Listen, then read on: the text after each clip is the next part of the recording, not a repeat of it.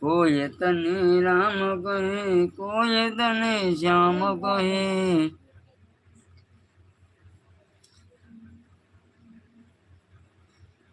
આપણે એક શ્લોક છોકરો લઈને આવ્યો છે કે આ શ્લોક બોલો તો